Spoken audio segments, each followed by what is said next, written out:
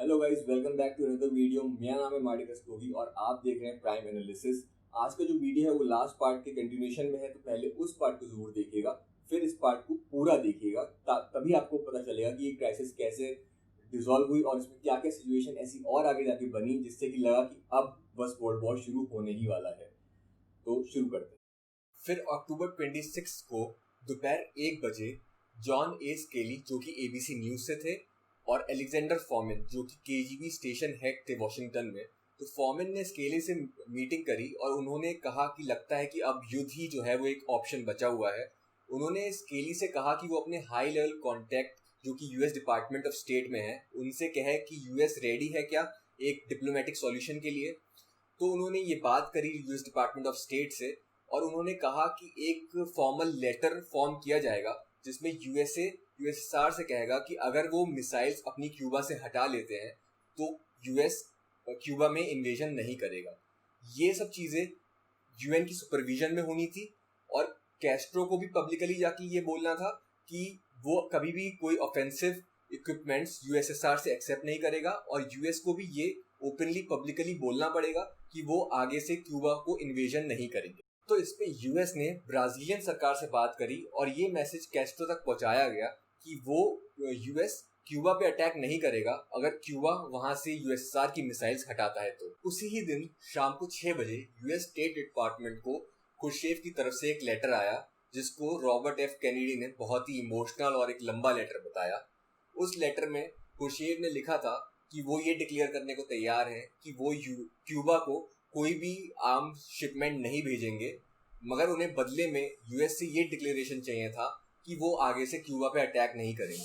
अगर ये proposal US accept करता है तो उसमें उन्होंने लिखा कि यूएसएसआर के पास कोई नीड नहीं रह जाती है कि वहाँ पे क्यूबा में अपने वो मिलिट्री इंस्टॉलमेंट्स लगाएं और वो वहाँ से अपने मिलिट्री इक्विपमेंट्स हटा लेंगे। जो ये बातचीत हो रही थी यूएसए और यूएसएसआर के बीच में, इन सब चीज़ों से क्यूबा बिल्कुल भी कन्विंस नहीं थे और उन्होंने उसी दिन खुर्शेव को टेलीग्राम किया कि अगर कोई भी अटैक यूएस से होता है जरा सा भी क्यूबा पे तो खुर्शेव उन पे प्रीएम्प्टिव यानी फर्स्ट स्ट्राइक न्यूक्लियर अटैक कर दे। और फिर कैस्ट्रो एक फुल फ्लेश्ड वॉर की तैयारी करने लगे जिसमें उन्होंने ऑर्डर दिया सब अपनी एंटी एयरक्राफ्ट मिसाइल्स को कि अगर कोई भी यूएस एयरक्राफ्ट जो कि 2 या 2 से ज़्यादा की संख्या में हो तो उन पर तुरंत अटैक कर दिया जाए।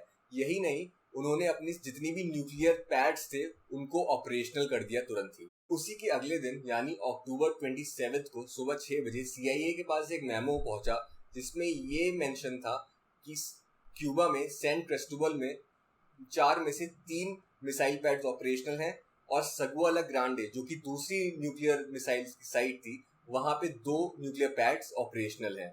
यही नहीं, उस मेमो में ये भी लिखा था कि क्यूबन आर्मी ने अपने ऑपरेशनल प्रिपेयर्डनेस बढ़ा दी है और उसमें ये भी मेंशन किया गया था कि अगर उन पर कोई भी अटैक होता है क्यूबा पे तो उनकी आर्मी रेडी है।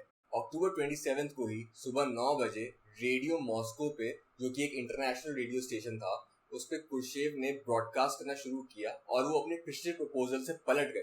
उन्होंने ये कहा कि अगर यूएसए अपनी जो आईसीबीएम उन्होंने टर्की और इटली में इंस्टॉल कर रखी थी जुपिटर, अगर वो वहां से हटाने का वादा करते हैं तो क्यूबा से यूएसएसआर अपने मिसाइल पैड्स हटा लेगा।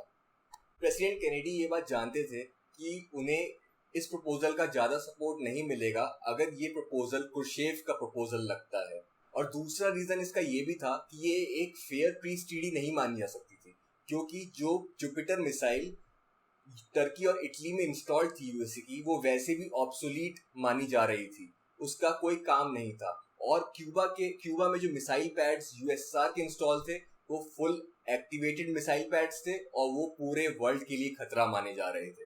अक्टूबर 27 को एक U-2F, जो एक यूएसए का प्लेन था, उसने फ्लोरिडा से उड़ान भरी और क्यूबा के ऊपर उसको सरफेस टू एयर मिसाइल से मार गिराया गया जिसके पायलट थे एंडरसन, उनकी मौत हो गई। इस एक्टिविटी के बाद यूएसए और यूएसएसआर के बीच में जो स्ट्रेस था वो और बढ़ गया और बाद में ये पता चला कि ये जो मिसाइल अटैक जिसने ऑर्डर किया था वो एक यूएसएसआर का कमांडर था जिसने इंडिपेंडेंटली ये ऑर्डर दिया था, उसके ऊपर से कहीं ये ऑर्डर नहीं आया था उसने अपने बिहाफ पे ये ऑर्डर किया था। इस U-2 स्पाई प्लेन पे अटैक के बाद रॉबर्ट एफ कैनेडी ने यूएसएसआर के एम्बेसडर से बात करी और ये मैसेज कन्वे किया कि उन्होंने ये जो अटैक किया है ये this is act of war, और अगर उनके दूसरे किसी प्लेन या किसी आर्मी पर्सनल पे अटैक होता है तो वो अपनी जितनी भी फायर पावर है उसका इस्तेमाल करेंगे और उसके बाद क्यूबा पे तो इन्वेजन हो ही जाएगा। अक्टूबर 27 की इवनिंग को यूएसए और यूएसएसआर के डिप्लोमेटिक रिप्रेजेंटेटिव्स ने मुलाकात की और उन्होंने एक प्रपोजल पे एग्रीमेंट साइन करने की बात करी जो कि पिछले प्रपोजल से अलग होगा और वो पुराना वाला प्रपोजल होगा। जो ये नया प्रपोजल ड्राफ्ट किया गया ये उसी दिन यूएसएसआर को डिलीवर हो गया। इसमें मेंशन था कि यूएसएसआर अपनी मिसाइल पैड्स क्यूबा पे से उसको हटाने होंगे, और दूसरी ये चीज मेंशन थी कि जब ये मिसाइल पैड्स क्यूबा से हटा लेगा यूएसएसआर तो वो यूएसए सी रूट से क्वारंटाइन अपना खत्म कर देगा, और दूसरी चीज ये कि वो आगे से क्यूबा पे इन्वेजन नहीं करेगा। ये सब चीजें यूएन की सुपरविजन पे होनी थी, तो दोनों पार्टी के बीच में एक ट्रस्ट मेंटेन हो जाता। टेंशंस अब दोनों नेशंस के बीच में हर पल बढ़ती जा रही थी और प्रेसिडेंट कैनेडी को बहुत कम उम्मीद थी कि कुर्शेव ये प्रपोजल एक्सेप्ट करेंगे, क्योंकि फर्स्टली ये यूएस के फेवर में था प्रपोजल, और सेकेंडली ये प्रपोजल उससे अलग था जो कुर्शेव ने रेडियो ट्रांसमिशन पे डिलीवर किया था। इसी के बाद एक्सकॉम की मीटिंग हुई जिसमें ये डिसाइड किया गया कि अब नेक्स्ट फ्यू डेज का एक्शन प्लान क्या रहेगा। तो उसका ये नतीजा निकला कि अब वो अपनी जितनी भी फॉरवर्ड बेसिस पे मिसाइल्स हैं उसको रेडी करने वाले हैं और वो अपने टारगेट लॉक करने वाले हैं क्यूबा में, जो कि न्यूक्लियर पैड्स थे यूएसएसआर के और पेट्रोलियम स्टोरेजेस थे। अक्टूबर 27 को ही सुबह 6 बजे CIA ने रिपोर्ट किया कि क्यूबा में जो मिसाइल पैड्स थे वो फुली ऑपरेशनल हो गए हैं और क्यूबा भी अब लड़ाई के लिए तैयार है। सिचुएशन में इतना स्ट्रेस था कि रात रात भर मीटिंग्स हो रही थी और किसी भी पल न्यूक्लियर अटैक हो सकता था, और अगर एक नेशन न्यूक्लियर अटैक करता तो वो फुल फ्लैश्ड वर्ल्ड वॉर में कन्वर्ट हो जाता। अक्टूबर 27 को ही कैस्ट्रो ने भी यूएसएसआर पे प्रेशर बनाना शुरू कर दिया। कैस्ट्रो ने एक लेटर भेजा यूएसएसआर को जिसमें उसने लिखा कि अगर यूएस की तरफ से जरा सा भी कोई अटैक होता है तो यूएसएसआर उन पे न्यूक्लियर अटैक तुरंत कर दे। अक्टूबर 27 को व्हाइट हाउस ने ब्लैक सैटरडे का नाम दे दिया क्योंकि इसी दिन कुछ ऐसे सिग्निफिकेंट इवेंट्स हुए थे जिसको देख के लग रहा था कि न्यूक्लियर वॉर किसी भी पल हो सकता है। तो एक और इवेंट उस दिन हुआ। यूएस नेवी ने उस दिन अपने एयरक्राफ्ट से सिग्नलिंग डेप्थ चार्ज, जो कि लो इंटेंसिटी के बॉम्ब्स होते हैं जिनको केवल सिग्नलिंग के तौर पे यूज किया जाता है, अटैक के तौर पे नहीं, केवल एक सबमरीन को ये बताने के लिए कि उन पे अटैक हो सकता है। तो यूएस नेवी ने अपने signalling depth chargers blockade line पे नीचे छोड़ दिए क्योंकि उनको खबर मिल गई थी कि एक यूएसएसआर सबमरीन वहां पे है। उनको ये नहीं पता था कि वो एक न्यूक्लियर आर्म्ड यूएसएसआर सबमरीन थी और उनको ऊपर से ऑर्डर मिले हुए थे कि कोई भी इवेंट या डेप्थ चार्जर्स मिलने पर उनको अटैक की पूरी अथॉरिटी थी। क्योंकि वो सबमरीन बहुत डेप्थ में थी और उनसे रेडियो ट्रैफिक कोई मॉनिटर नहीं किया जा रहा था, तो उनको लग रहा था कि जो वॉर है वो स्टार्ट हो चुका है। तो कोई भी न्यूक्लियर सबमरीन से न्यूक्लियर वेपन छोड़ने के लिए तीनों कमांडर की सहमति चाहिए होती है, जिसमें से 2 उनके कमांडर सहमत थे और तीसरा कमांडर जिसका नाम था वर्सिली अर्किपोव उसने मना कर दिया।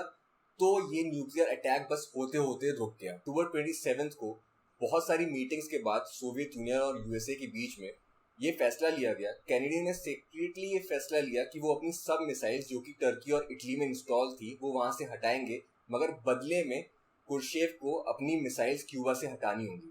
इस पॉइंट पे कुर्शेव काफी सारी चीजें जानते थे जो यूएस को अंदाजा भी नहीं था, जिसमें पहली चीज थी कि जो यूएस का U-2 स्पाई प्लेन जिसको मार गिराया था क्यूबा के ऊपर और जो एंटी एयरक्राफ्ट मिसाइल्स का इस्तेमाल किया गया था क्यूबा के द्वारा, वो डायरेक्ट वायलेशन था कुर्शेव का, मतलब वो ऑर्डर्स यूएसएसआर से नहीं आए थे। दूसरी चीज, क्यूबा में 162 न्यूक्लियर आर्म मिसाइल्स थी जिसके बारे में यूएस जानता भी नहीं था। और तीसरी चीज कि अगर यूएस जरा सा भी उनपे कुछ अटैक करता तो क्यूबा और कुर्शेव पूरी तरीके से तैयार थे उनपे न्यूक्लियर आर्म अटैक के लिए। और तो और कई सारी सबमरीन्स लाइन थी क्यूबा के साइड में जो कि तुरंत रेडी थी उस समय यूएस पे अटैक करने के लिए। ये सब बैकग्राउंड को कंसिडर करते हुए कुर्शेव ने रेडियो मॉस्को पे ब्रॉडकास्ट किया कि वो यूएस की टर्म्स एंड कंडीशंस मानते हैं और अगर यूएस टर्की से जो कि 15 मिसाइल्स जो कि न्यूक्लियर आर्म मिसाइल्स थी वो वहां से हटाते हैं तो यूएसएसआर क्यूबा से अपनी जितनी भी मिसाइल्स हैं उसका काम रोक देंगे और जो भी मिसाइल्स वहां पे इंस्टॉल हैं उसको वापस यूएसएसआर बुला लेंगे। और ये डील यूएसए के लिए तो बहुत फायदेमंद थी क्योंकि जो जुपिटर मिसाइल्स थी वो वैसे भी ऑब्सोलीट हो गई थी और यूएसए उसे वैसे भी वहां से हटाने का सोच रहे थे। तो कोई भी डील अगर ये होती है तो इसमें यूएसए तो विन विन सिचुएशन में ही आएगा और बहुत सारे लोग इससे मरने से बच जाएंगे। ऐसा एक अनुमान लगाया जा रहा था कि अगर उस समय न्यूक्लियर वॉर हो जाता है तो 1/3 of the population would be dead, जिसमें से यूएसएसआर, यूएसए, क्यूबा और चाइना की पॉपुलेशन तो पूरी तरीके से खत्म हो जाएगी। चाइना इसलिए क्योंकि चाइना भी एक कम्युनिस्ट पार्टी है और वो चाइना सपोर्ट करेगी क्यूबा और यूएसएसआर का। आगे कुछ दिन यूएस ने अपना ब्लॉकेड जो यूएसएसआर और क्यूबा के बीच में लगा हुआ था वो कंटिन्यू रखा और फिर U-2 स्पाई प्लेन से खींची गई कुछ फोटो से पता चला कि यूएसएसआर अपने डिसमेंटलिंग प्रोसेस में प्रोग्रेस मेंटेन कर रहा है। 42 मिसाइल्स जो कि R-12 मिसाइल्स थी उसको डिसमेंटल कर दिया गया है, उसके इक्विपमेंट्स पैक कर दिए गए हैं और वो ले जाने के लिए तैयार हैं। नवंबर 2 को प्रेसिडेंट कैनेडी ने ये रेडियो पे ब्रॉडकास्ट करके बताया भी प्रोग्रेस हो रही है क्यूबा में कि वो डिसमेंटलिंग कर रहे हैं और नवंबर 5 से लेकर नवंबर 9 के बीच में 8 शिप्स पे ये शिपमेंट वापस यूएसएसआर भेज भी दिए गए। फिर और गवर्नमेंट टू गवर्नमेंट टॉक्स के बाद यूएसएसआर पे प्रेशर बनाया गया और फिर उन्होंने अपने IL-28 जो कि एक लाइट बॉम्बर्स थे उनको डिसमेंटल किया और उनका शिपमेंट नवंबर 5 और नवंबर 6 के बीच में यूएसएसआर पहुंचा। और फिर फाइनली नवंबर 20 को यूएसए ने ब्लॉकेड खोल दिया। यूएसएसआर की तरफ से ये पॉजिटिव स्टेप्स देख के यूएसए ने अपनी लास्ट जुपिटर मिसाइल को डिसमेंटल किया अप्रैल 24 को और वो वापस यूएसए मंगवा दी गई। इस क्राइसिस के एंड होते होते यूएस के पास 26,300 न्यूक्लियर वॉरहेड्स थे और यूएसएसआर के पास 3,300 वॉरहेड्स। यूएस के पास 3,500 nuclear warheads at his disposal थे कि वो कभी भी यूज कर सकते थे, जिसकी टोटल कैपेसिटी थी 6,500 मेगाटन्स की। हालांकि यूएसएसआर के पास यूएस के कंपैरिजन में बहुत कम वॉरहेड्स थे मगर ये पूरी दुनिया को तबाह करने के लिए बहुत ज्यादा थे और इस करके ये क्राइसिस का एंड हुआ और फाइनली दोनों पार्टीज के बीच में कोल्ड वॉर उसके बाद भी चला मगर ये मेजर टेंशन डिसॉल्व हो गई। अगर आपको ये वीडियो पसंद आया हो तो please like, share, subscribe, comment down below. मेरा इंस्टाग्राम हैंडल और ट्विटर हैंडल डिस्क्रिप्शन में आपको मिल ही जाएगा और मैं कुछ नोट्स बना के जो इंपॉर्टेंट डेट्स के क्रोनोलॉजिकल नोट्स हैं वो मैं डिस्क्रिप्शन में भी डाल दूंगा। तो please like and show your support for this channel. Thank you and I will see you next time.